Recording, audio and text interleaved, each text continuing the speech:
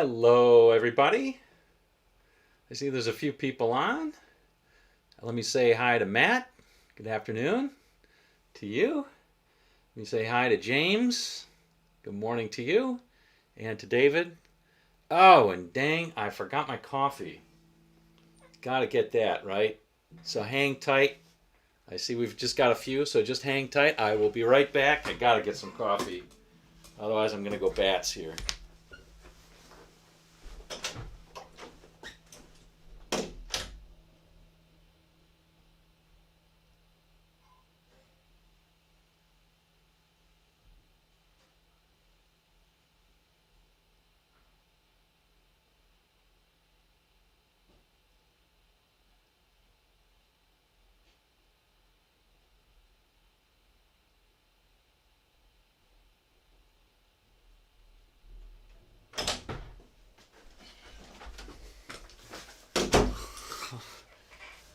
All right, everybody. Sorry about that.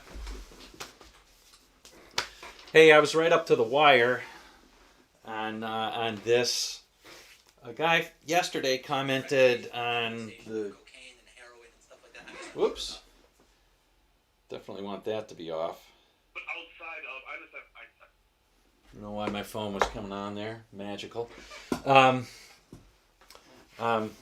The guy yesterday commented on the quality of the camera and hey, 60 frames per second. So I was doing a bunch of experimenting on that, and I think it really just had a lot to do with not the technology but the lighting that was used that day. So anyway, maybe I have to buy better lights. But I was playing around with things in here. So let me say hi to a couple of more people. It looks like we have 13 people on. We're going to be doing Dorian Mode stuff today. So let me say hi. El Rondo, hello, and best of luck, buddy. We are all wishing the best of luck to you in health and everything else. So we'll see you when we see you. Stephen Mateja, Mattia? Help me pronounce that. I had a boss in a previous life named Steve Matika. It was almost exactly the same spelling as yours, Tejka. So anyway, when it first came up, you gave me a real double take there. Ron Shack, hello. Hopefully that link worked for you. Siri, who is Mark Z? Frank, hey, I got your message. I was thinking that probably it was Can't Find My Way Home that you were asking about. Hopefully it was. RMG, hello. P, hello to you. Robbie Love, hello. And Mr. Thomas V, hello. All right, close enough. Good deal. All right, well, we're going to be doing some Dorian stuff today. And, you know, the Dorian mode, and Ron, there's going to be some more stuff up there. Like I said, there's going to be some more stuff up there pretty soon. So, you know, there may be some other things that you're interested in. But anyway, that's my reverb.com page where I occasionally sell some of the stuff. I have a couple of guitars up there right now. Going to put up an amp there. I talked a little bit about that. Anyway, I think it's called Mark Z's Guitar Shop, but actually Ron would know now.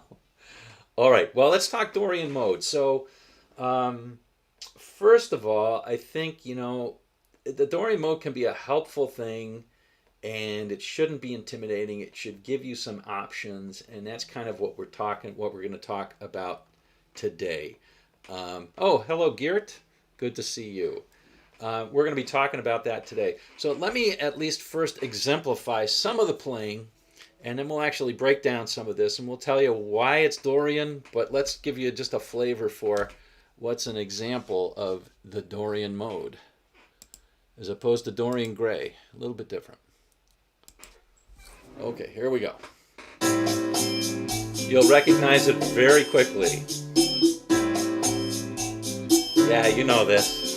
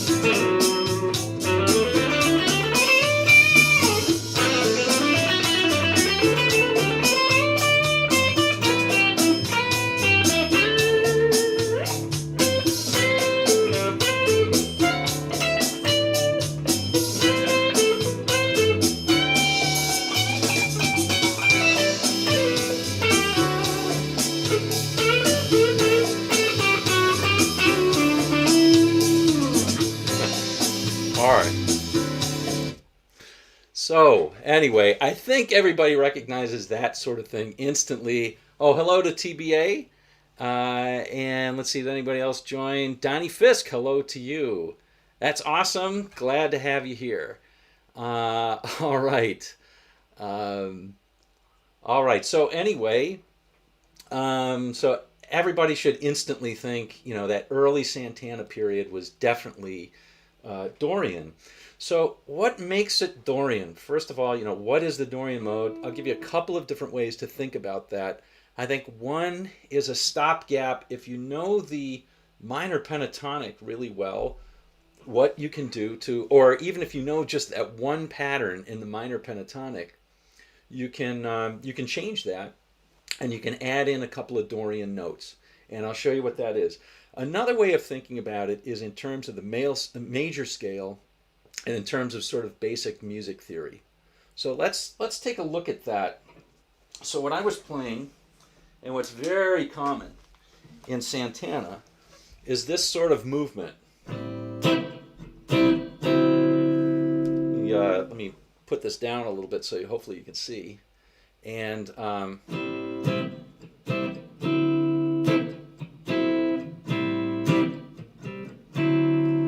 so that's a minor seventh to a D ninth, right? So it's a minor to a dominant chord. All right. So there's a couple different ways of thinking about this in terms of why the Dorian's going to work. Let's just talk about the first one, and that is just basic music theory. If we take, or let's just take a look at the shape of the chords, shall we? Okay. So one of the ways of approaching this would be A minor pentatonic, and it certainly works fine. So, right,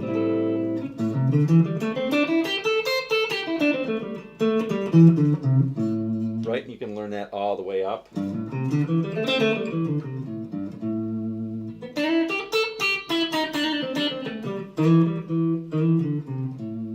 Right, all the way up the neck or down the neck or whatever. And that's minor pentatonic. It works great. But why the Dorian? Why does the Dorian mode work well as well? Well, it comes down to that second chord, which is a D dominant chord. So if you haven't learned this yet, or you don't know about it, one of the things that's really important, or is a really good thing to emphasize, let me move the camera over just a little bit, is the third of the chord. So if we're playing, that A minor, the third is going to be that C.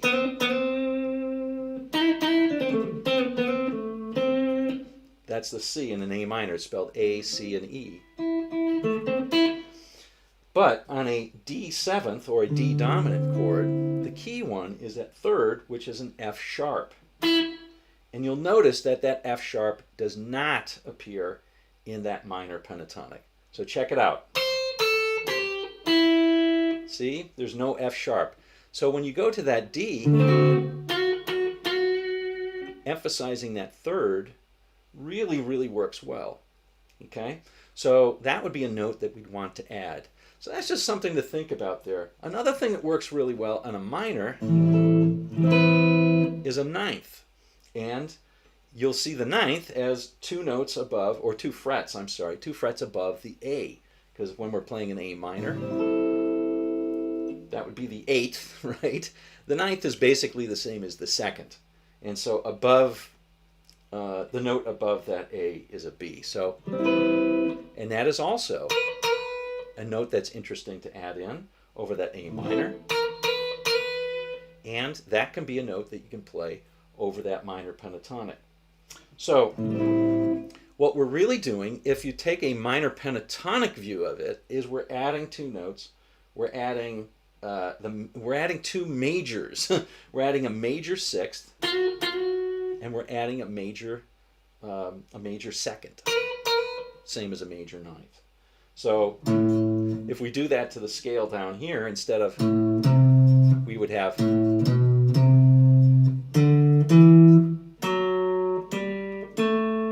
so the major second, of A minor would be of A minor, or if A would be B, and the major sixth of that would be F sharp. So we're adding this note right here, and we're adding this note right here, or this note. Same thing, right? So what you get is you get a couple of single note bends, which are kind of interesting, and they allow for pull-offs like this, and things like that you'll hear all over Santana's play, as well as sort of one-note bends.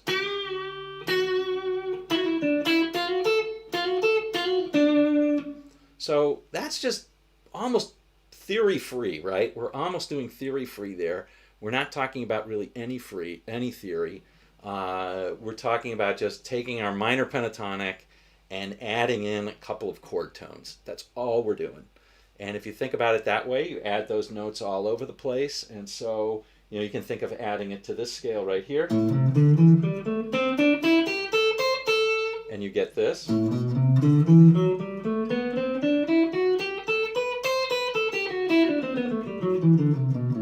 get that. If you add it to this scale right here, here's the minor pentatonic right here.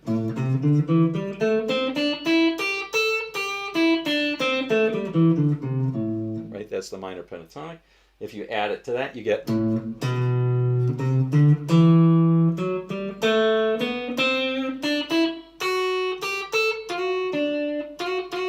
And all of those notes that are different are the F sharp and the B. So that's the F sharp. That's the B, F sharp, B. All right, so that's that. And that's one way of looking at it.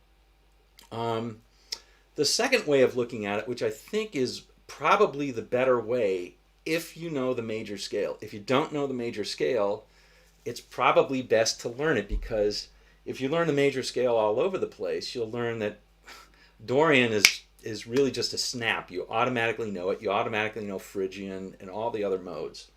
And I'm going to show you how. So if you know the major scale, the question is just which major scale covers these chords. And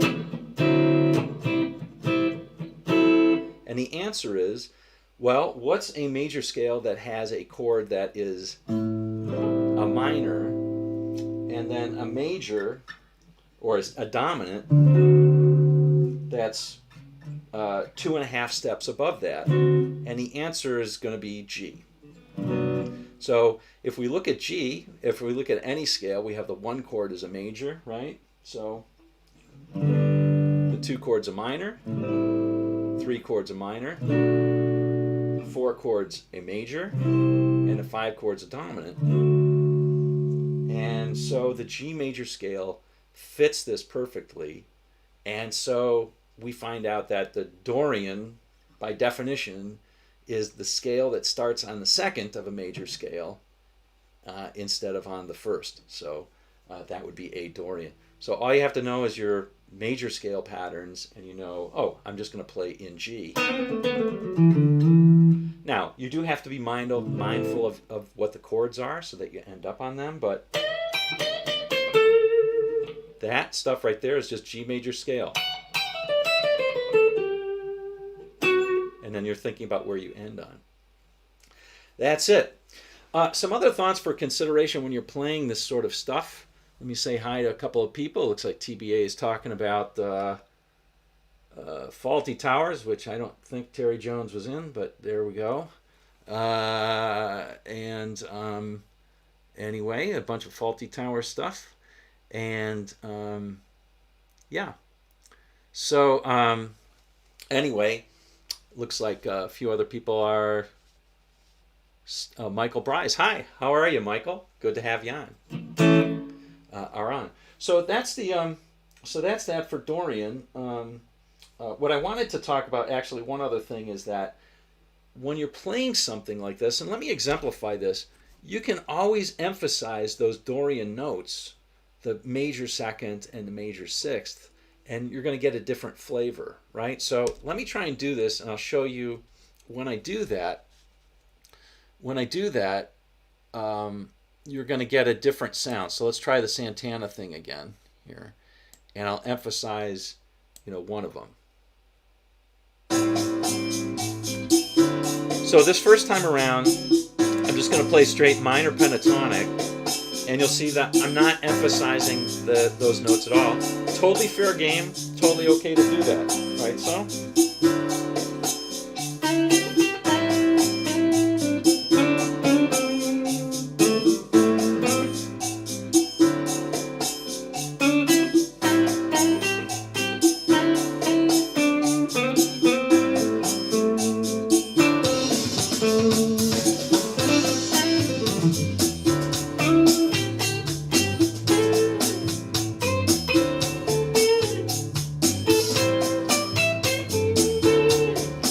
A blues note or two.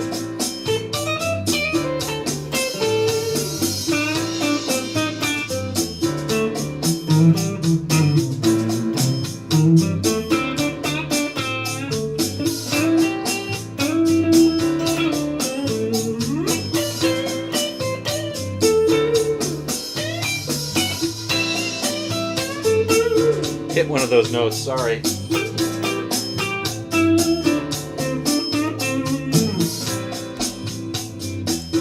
Okay, so that's totally minor pentatonic, and except for that one note that I hit. Now what I'm going to do is I'm going to emphasize the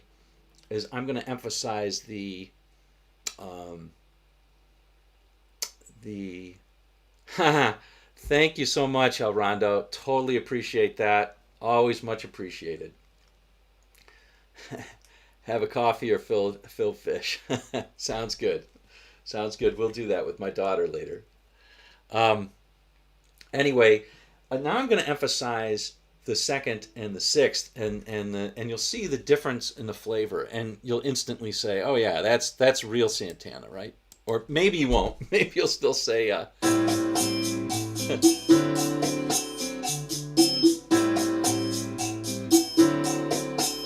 so here we go. Now I'm going to emphasize this note. And this note.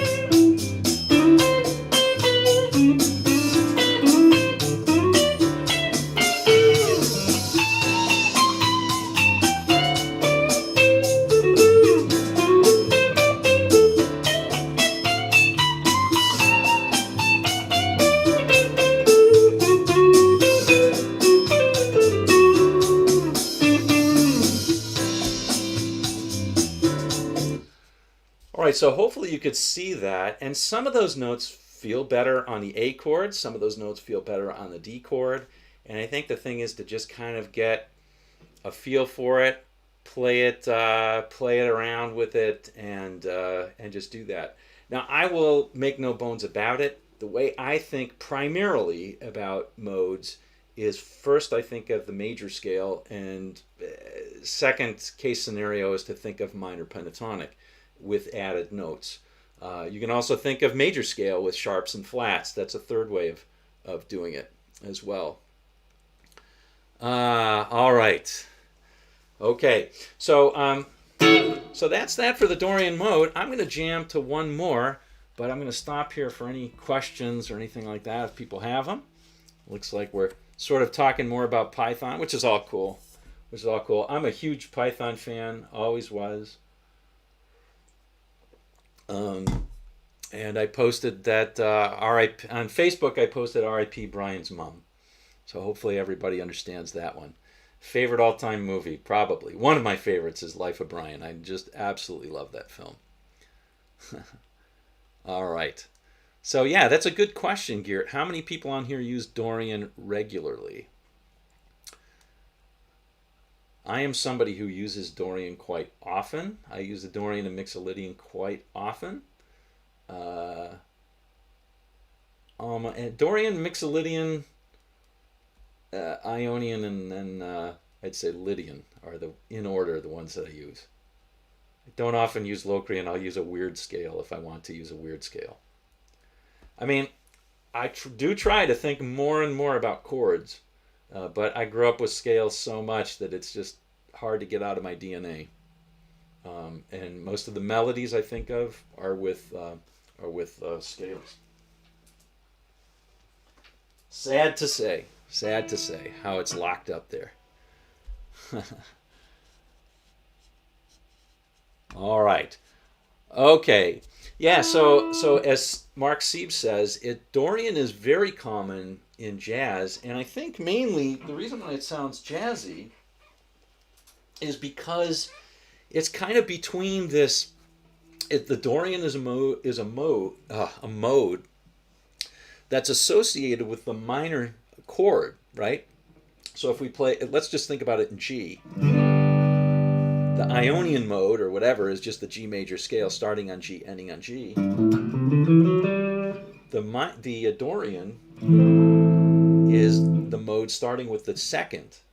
And the chord that's associated with the second is a minor, or a minor seventh, depending on if you're using triads or seventh chords.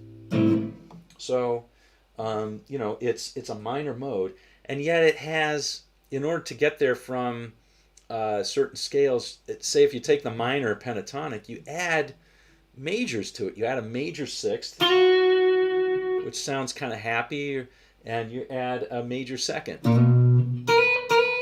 which is kind of a soft sound rather than a hard sound. Those sounds are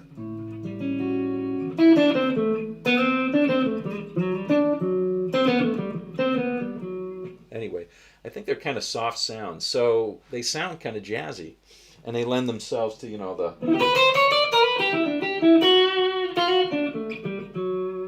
that kind of stuff that is played so often in jazz. All right, yeah, that's right. It's a minor with a major sixth. Okay, Frank, good to see you. Good to see you. Thanks for the questions this morning.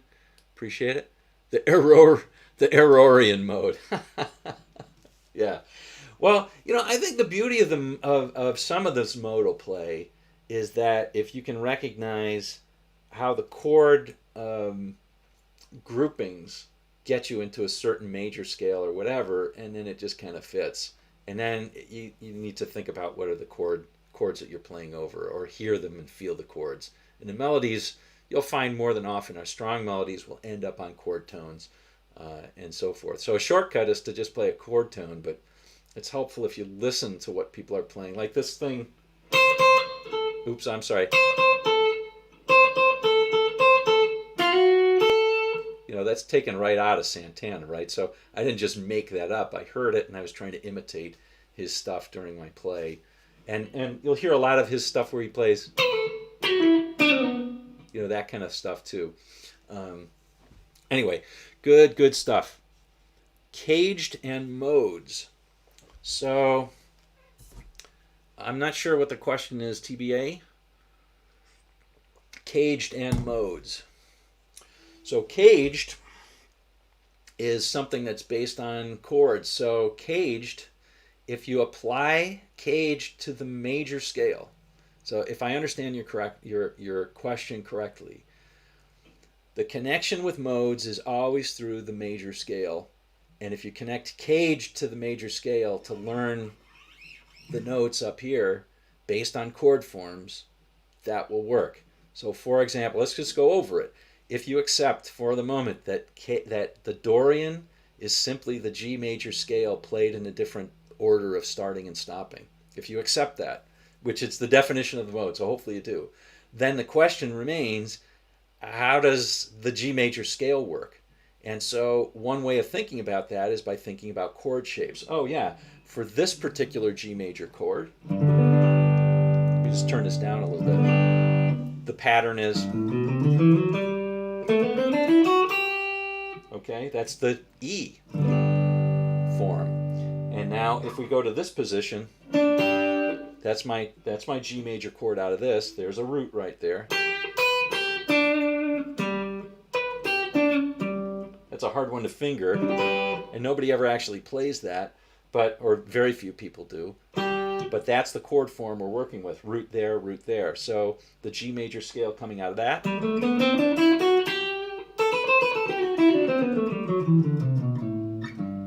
Right, so that's the pattern. If we come up to here, there's a root, C form, E. The caged always cycles in the same way. C, then A, then G, then E, then D. So if we have E, D, the next one's C.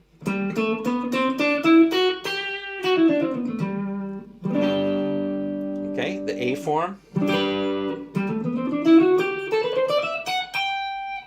That's A form. And then finally the G form.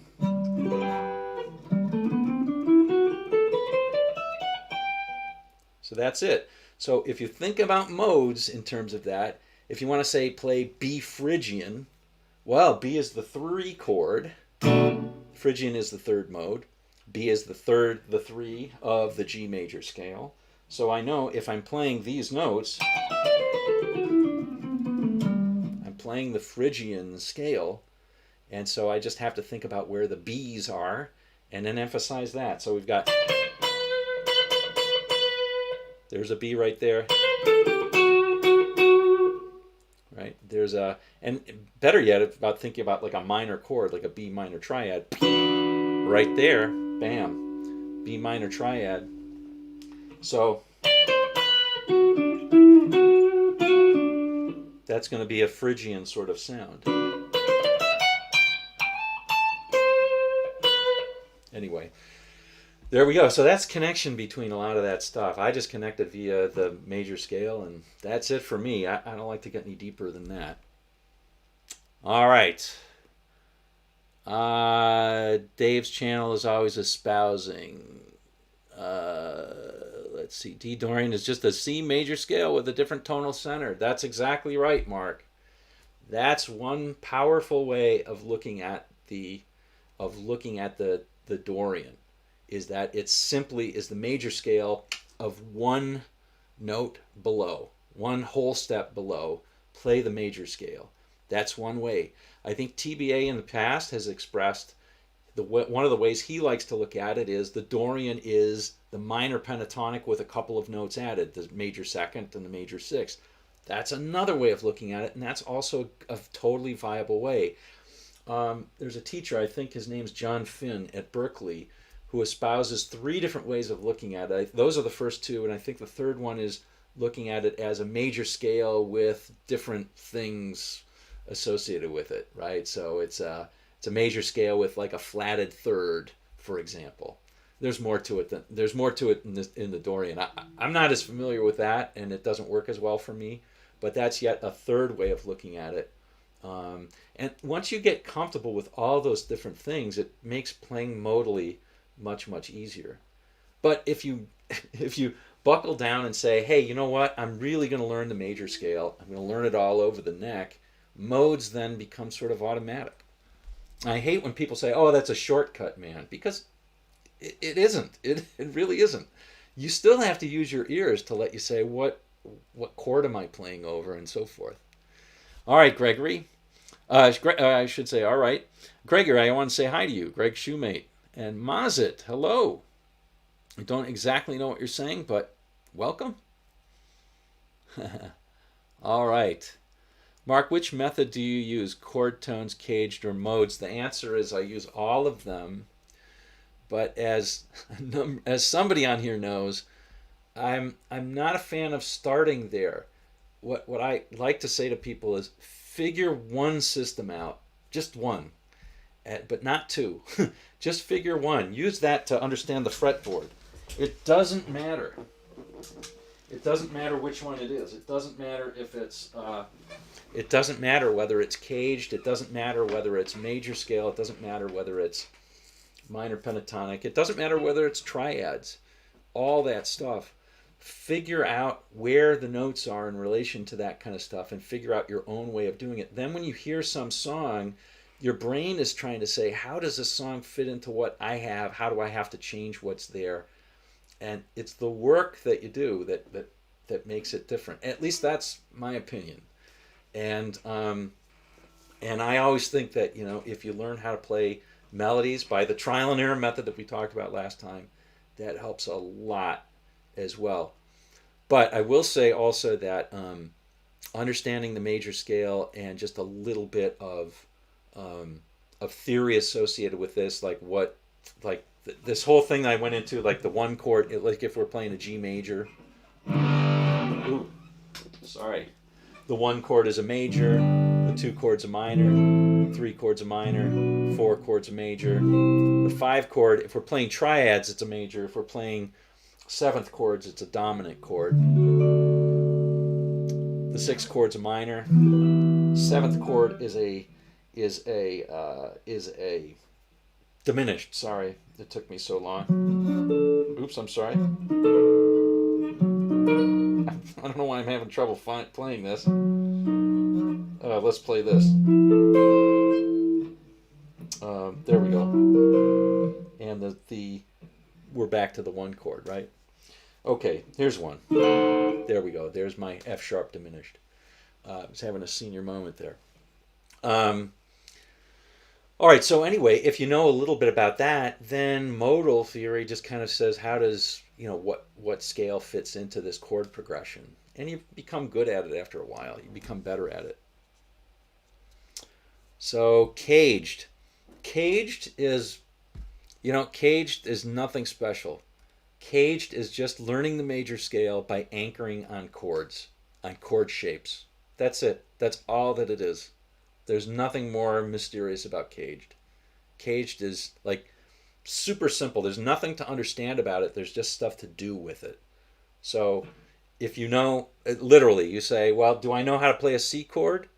How could I play a C chord using that shape and moving it up the neck? Okay, great. Do I know how to play an A chord? Yep, I do. How can I play that A chord shape up the neck? Great, let's move on to the next one. G chord, can I play that G chord shape up the neck? And then for each one of those, you say, okay, I'm going to put a major scale shape around it. That's caged. So you're just anchoring a formation that you're going to play of the major scale on a chord and on roots. All right. Yeah, so David Smith says it's important to emphasize the right notes, but the right notes are the things that you're thinking of to try and make melodies, right? And you learn that by trial and error. At the end of the day, what sounds good to you is good, and the only way you know that is by playing it and seeing if it makes sense. You can use chord tones as a guide, and that makes sense, like I was talking about before.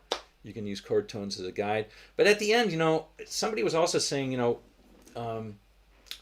I appreciate this. I do.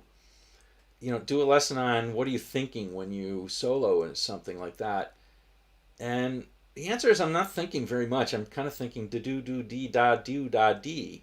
And trying to make that work. I use signposts on here to say, okay, there's a G, and I know that's a G. But I'm not usually thinking, okay, now I'm going to play the Dorian here because that's going to sound cool. And now I'm going to play this lick here because that's going to sound cool.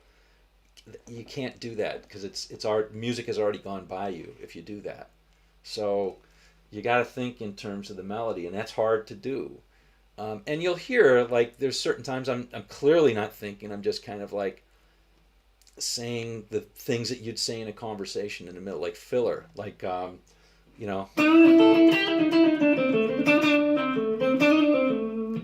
kind of stuff. I'm not really thinking about that. I'm just playing it, right? But it's only because I've practiced it a bunch of times. And I thought, hey, that sounds kind of cool. Let me practice it. All right. Anyway. Let's see. Give it another go. Yeah, give it a go. It works to do that. One way that I have thought about caged is this. If you, like you say, if you can play a C chord and you can play an A chord and G chord, let's just do that. If you were going to play caged let's say you're going to play the same shape, C, but you're going to play it a D, and most people say, oh my God, I don't want to do that because I don't want to play this chord. It's not really about playing the chord, which does admittedly look hard to finger. It's about playing that form and anchoring different things like onto that. So to emphasize that, if you want to start out by saying, okay, I'm going to play in D, here are the chords, right? That's the same as the C chord, exactly the same. So what you're doing is you're just using your finger as kind of a capo to do that. And the important things to think about are when I'm playing a C chord, there's a root right there. So when I'm playing a D chord, I just move that up 2 frets, and those are roots, and I can build scales around those roots. I can find a major scale around that root, right? And same with this. That's based on this chord, which you already know. You already know this, man. Right?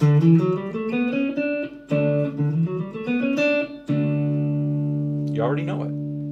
So that's what Caged is trying to do. It's trying to get you to think about things that you already know and just anchor the major scale on that. Or you can anchor the minor pentatonic or the major pentatonic on it if you want to. Doesn't matter. All right, let's jam again, man. I am the capo is every guitar player's friend. I agree, Gary. I agree. I absolutely hate when people throw shade at people who use capos. First of all, Tony Rice uses a capo. Brad Paisley uses a capo. Lots of other great Nashville players and bluegrass players and folk players use capos. And the reason is they want to get the sound of the guitar. The guitar is, especially the acoustic, is made to ring out and make some interesting sounds like that. We all know that, right? You want to play that big chord in E, it's got to be in E, right? But a capo makes it really easy to go anywhere, right? If you're playing, what is Hit Me With Your Best Shot, there's a reason why he ended it. Right? There's a reason why Neil Giraldo ended it with that big E chord. It's because it's open and it feels like a guitar, right? So if you want to still get that guitar feeling, but you want to play it in F sharp because the singer says, I don't want to play it in E, I want to play it in F sharp. There you go. Now you can do it. So get used to being playing a capo. Keith uses one. Pete Townsend uses one. None of those guys are good. All right. Let's see. There's a bunch of stuff here. Awesome connections between chords and notes, different paths and avenues. Yeah, and I think, it really is important to do what you do. Find some way to map out the fretboard and just make it work for you. It doesn't matter what it is. It doesn't matter if it's minor pentatonic. It doesn't matter. Don't let people say, oh, if you learn this, you got to learn 3 notes per string system because that's better than Caged. Learn one, pick it, do it, and then you'll start to see how things happen in a different way. And then later, it's like picking up a new language, right? If you want to pick up Caged later, or you want to pick up something and you'll be like, I never thought about it that way. And some things are going to be easier, some things are going to be harder. Or, whatever. If you're like Larry Carlton, and say you pick up a Larry Carlton video, you hear him talking about triads, you're like, I never thought about that before. And guess what? It's going to make your playing better once you incorporate it. But you have to have something that you already understand in order to kind of hook that on. Does that make sense? Hopefully it makes some sense. So pick whatever works for you and then learn some music. That's a good way to do it. Oh yeah, Garrett, Here Comes the Sun. Awesome, awesome way. Don Felder used a capo for Hotel California. Yeah, James, did he? Hi, by the way. And Gary, hi to you. Dylan used a capo all the time for sure. And GMAC, hey, I think I saw you on earlier. Yeah, Hotel California. Capo on 7? On the acoustic part, maybe, yeah? I would have thought it'd be capoed on 2. Oh, no, you're right. Yeah. All right, anyway. Okay.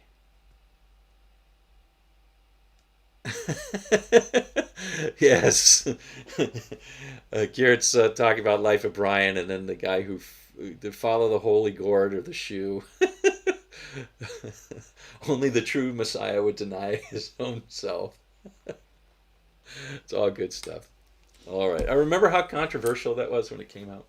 All right, let's play a different Dorian, and this one's not going to sound as Dorian, but we're going to try it, okay? And I've got to remind myself of the chord progression because I was just playing it this morning, but we'll see how this one goes. All right. Oh, I've got to definitely... This one's a slightly different tune, so here we go.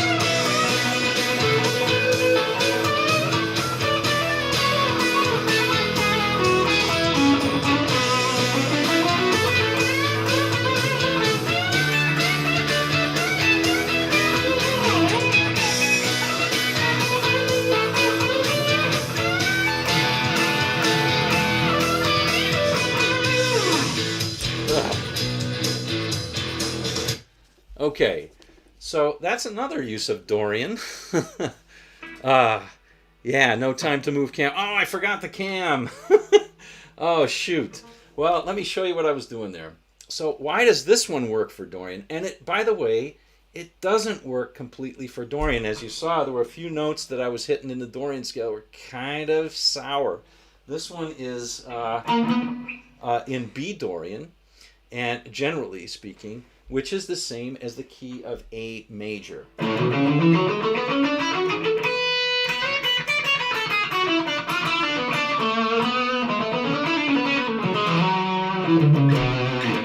All right, so that's the key of A major, but we're playing the B Dorian, and so there's a lot of similarity with, as you'll see, the minor pentatonic.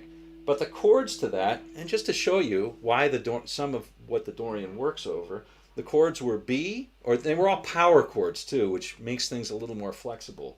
But it was a B to A, D to E, and you can see the minor pentatonic is going to work great on that.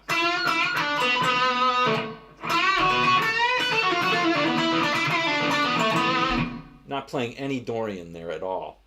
Now, you can on the E. Why can you play it on the E? Because this note right here, it's in an E major, right? Didn't we talk about the third of the chord? The third of the chord is always a good note to play, so it's always going to sound good. And that's where that Dorian note's going to sound really nice. So over that E is going to sound good. I should have been thinking more about that. You see? That's what I should have been thinking about instead of the do-da-dee. All right. So anyway, that's the beginning part. And then it goes really into, let me turn this into maybe so that it's not so hurtful to the ears.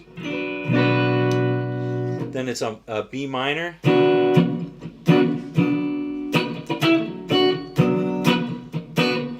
To an E7.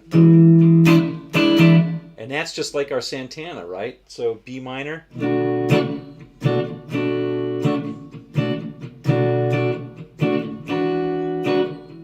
That's just like our Santana, but it's in B minor to an E dominant chord instead of the A minor to an A dominant chord. So that's where the Dorian mode's going to sound great.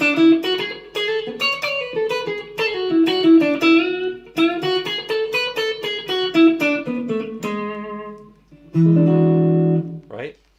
And then the rest of it, it does have kind of some cool chords. It goes from a G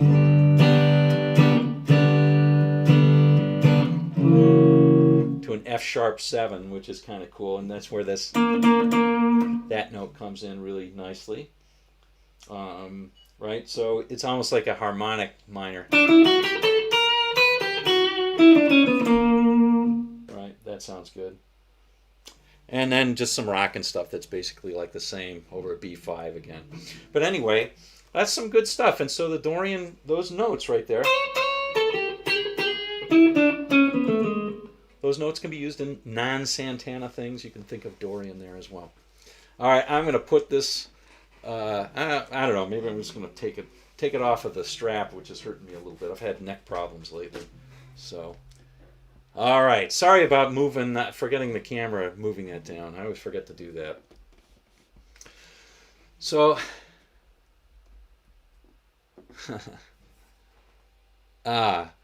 let's see. I will volunteer to be cameraman the next episode. All right. All right. Yes, and this was played in B minor, not the saddest key of D minor, of course. Yes. The saddest of all keys. All right. Jane's Dixon, real nice bit of picking there. What about the combining minor pentatonic with the Dorian? Yeah. So that's basically what I was doing. I was basically James, I was basically combining when I played there the minor. I mean, I wasn't thinking about it so much, but it was basically combining the minor blues scale and the Dorian. So let me think. Let me do the. Oh shit.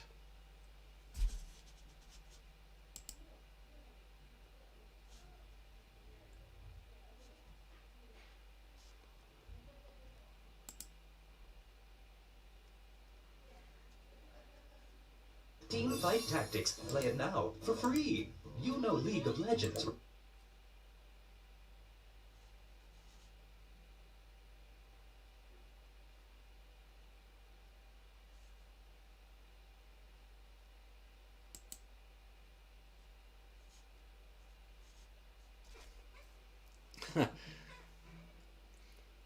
All right, sorry about that, gang. I accidentally closed out my browser and lost everybody. Sorry about that.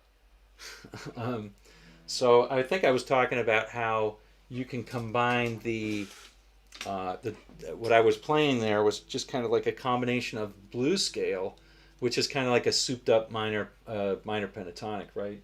And a Dorian mode. And yeah, you can do that too. So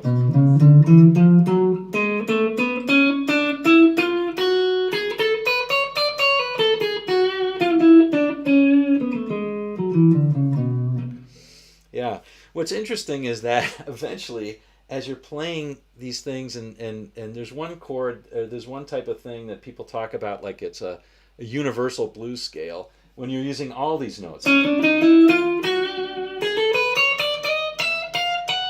And you can basically show that just about every note works, and you're left almost with a chromatic scale.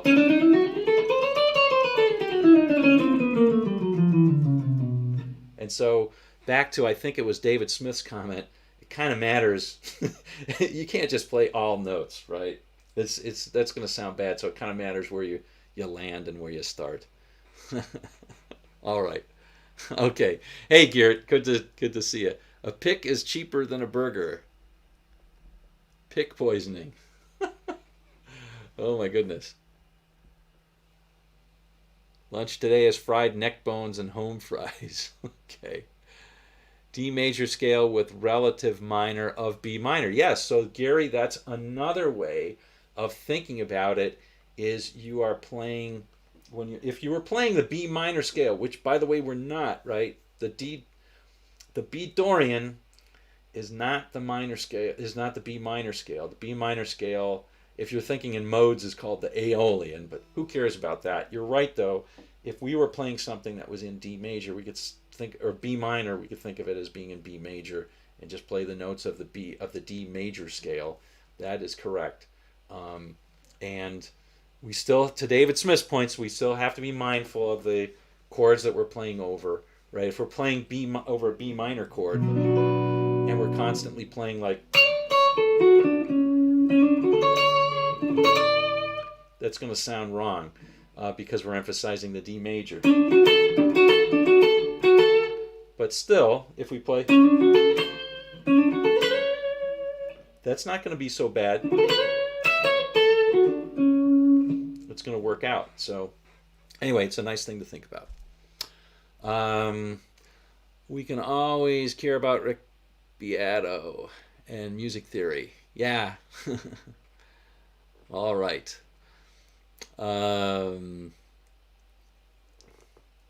Yes. Anyway, I don't think we're going to get into... So TBA says that's the beauty of Caged. If you play the A-shaped D chord on the 7th fret, you land right in B minor pentatonic turf. That's one place. And even better, and that'll give you this. And even better if you play the G form. Right? Which lands you in the...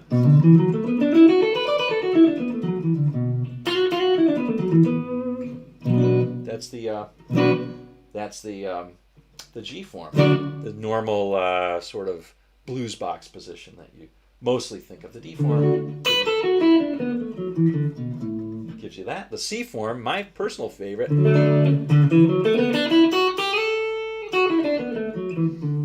that's my personal favorite.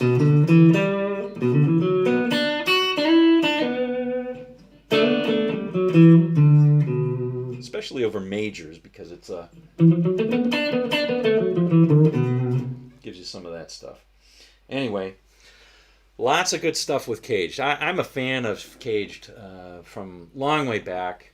I learned Caged. I didn't really know that it was called Caged. I just sort of figured out. I read in the interview with Joe Pass that he said when he learned the major scale, he learned it in 5 different places.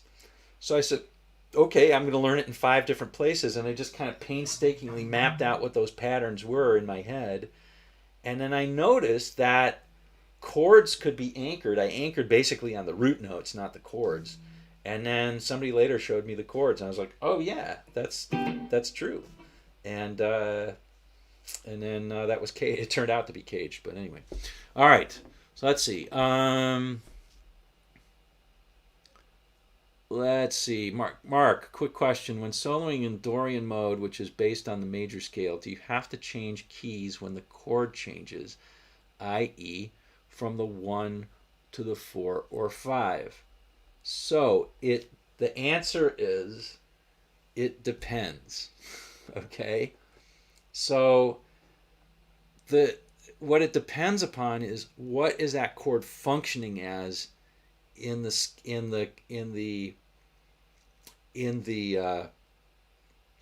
progression that you're talking about. So and there's a lot of personal choice that's here as well. Okay, there's a ton of personal choice. For example, Stevie Ray Vaughan, he was basically a minor pentatonic player. So I mean, he's dead now, so we don't know for sure. But when he played his stuff like the when he would play, he wouldn't play always stuff that was right out of the minor pentatonic scale. He might play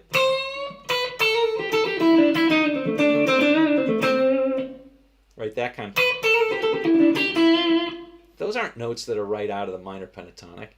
He's using some weird stuff there. I don't think he understood the theory. He might have, but I think he just played it intuitively, thought it sounded good, and then kept on doing it. But he's basically a minor pentatonic player. Same with Robert Cray, same with a lot of people. They think of it that way. Larry Carlton and Robin Ford are major pentatonic players or mixolydian players who then play a little bit more to the chord changes. So if you're playing over a blues,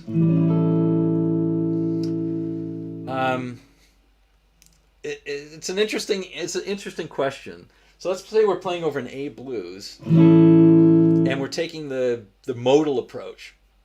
I'm not sure that this is exactly how we do it, but we're taking the modal approach. So I might play something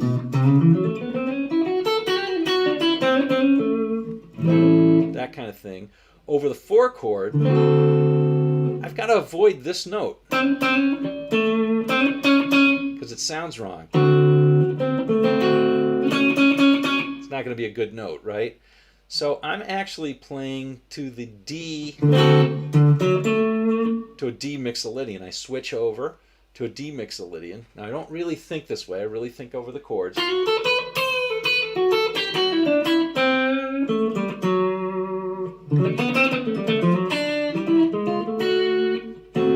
really thinking about those notes, I guess. And that works. You have to switch. But now when you go to the 5 chord, you can actually just play on the A mixolydian because E being the 5th of an A chord, that tonality kind of works. So it's kind of like you're playing over an A major scale if you just stay in that. Anyway, that's kind of the way I think about it. It still works over the E chord. So so with that, it's interesting. But let's suppose that you're playing that thing, right? Which was the that minor pentatonic Santana thing. So here we've got the A is functioning as a 2 chord, and the D is functioning as a 5 chord of a G, right? So here you don't need to play anything. You don't need to change chords. You could think of, hey, over the A, I'm playing an A Dorian.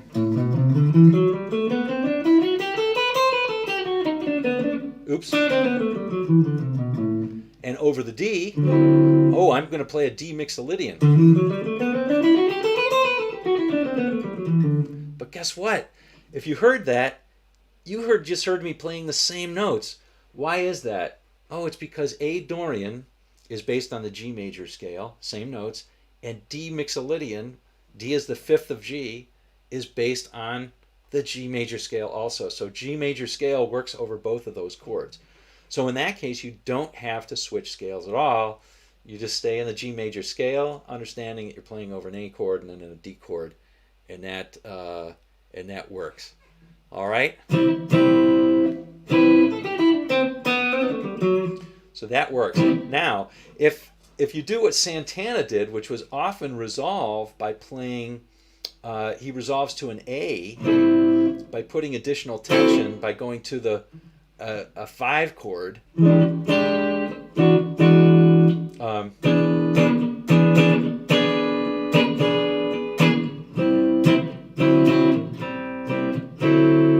By going to a 5/7 chord. It's actually not a 5 chord, but if we were thinking of it in the blues, that would be the 1, this would be the 4, and this would be the 5, right? That's a little more complicated theory. He's using what's called a subdominant. I'm sure he also wasn't thinking about this, but he, instead of playing the E, which would be a minor there, in the G major scale, he'll make it a seventh, which adds some tension to come back to the A chord.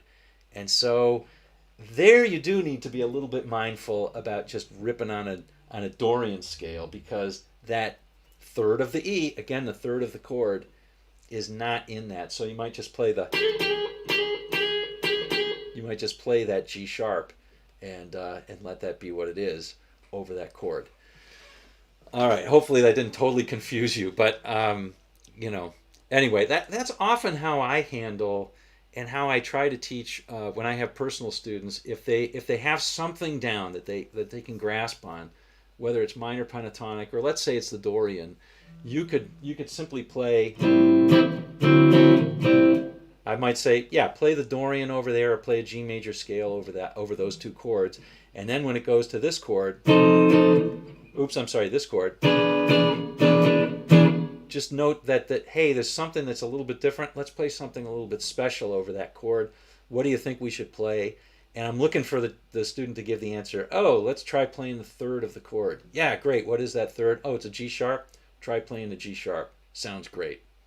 So a lot of times you can do a song like that. Like you just handle most of it under a particular key, and you look at certain chords that are being played at as I'm just going to focus on that note. Kind of actually like in the last one where when it was like this.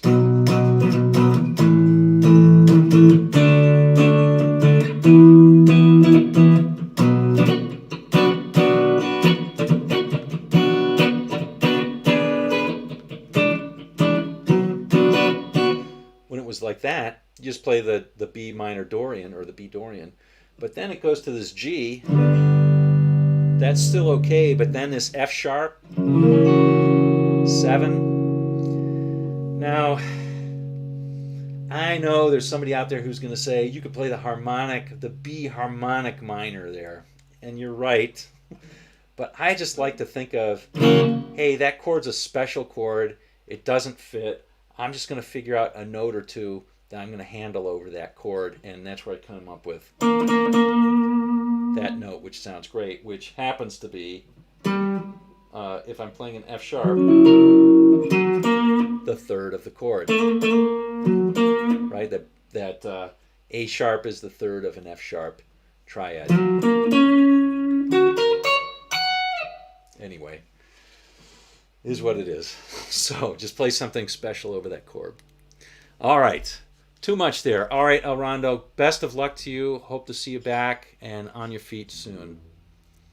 We're all pulling for you, brother. All right. Gerald, hello to you. Good to see you on. And thank you so much. All right, well, I have a lot to do this afternoon. I've got a couple of recordings to do, and I've also got a lot of work to do at work, at regular work. A bummer for me. I've got a lot of prep to do for tomorrow morning. So I'm going to say adieu to everybody, and hope you have a great Sunday. Hope you have a great rest of the Sunday, and enjoy yourself, and we'll see you on down the road. I'm going to give a shout out to folks. Gary Book, thank you for coming in. David Smith, as always. Silver Pygmies, hey, good to see you on. Siebes, Mark Siebes, great to see you. TBA, thank you. Garrett, always great to see you. Ron Shack, Robbie Love, James, Gerald, good to have you on. GMAC, great to have you on. Matt, I don't know if you're still around, but always great to have you on. And Mr. Thomas V, thank you. All right. And if I forgot to mention you, Tomaz. I like that comment, Tomaz. Every time I think I'm stuck in a rut, I swap my guitar to play as a left-handed person. That is a good piece of advice. DT, always good to see you. RMG, good to see you. P, always good to see you as well. Okay. I apologize if I forgot anybody. Of course, we all wish El Rondo luck and a safe recovery and fast recovery. Okay, take care all. We'll see you on down the road.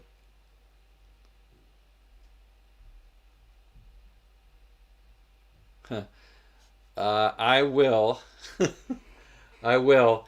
So GMAX says, by the way, Mark, consider mentioning this live stream on your regular vids. I will. I record all the vids usually about 5 to 10 weeks before they're published. So it's a question of, when that all happens. All right. Okay. Anyway, I'll try to remember that. Thank you. Excellent suggestion. See y'all.